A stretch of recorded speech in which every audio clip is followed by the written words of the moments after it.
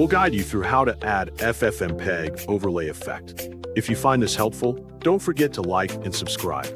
To begin this tutorial, make sure you already have the FFmpeg command line tool installed and recognized by your system path.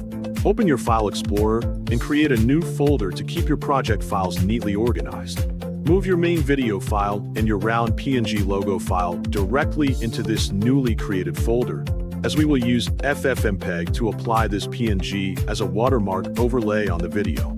To make the terminal commands much easier to type, right-click and rename your main video to video.mp4 and your logo to logo.png. Click directly on the directory path located in the address bar at the very top of your File Explorer window.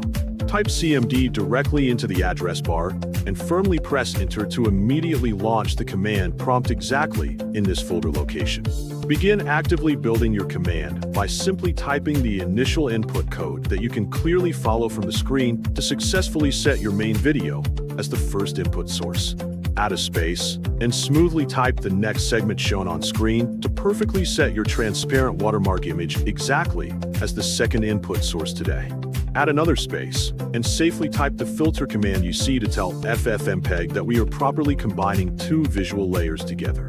Next, safely add a space and carefully type the exact overlay coordinates clearly displayed on your screen. In this specific mathematical formula, the uppercase W safely represents the main video width, and the lowercase w represents the logo width.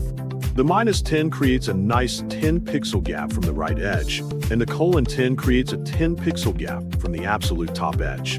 Add a space and securely type the audio copy command exactly as shown so that your original audio remains perfectly intact entirely without losing any quality. Finally, safely add one last space and accurately type the desired name for your completely new file, such as watermarked_output.mp4. Your complete command should exactly match the final code blocks safely displayed on screen. Press Enter to execute the command.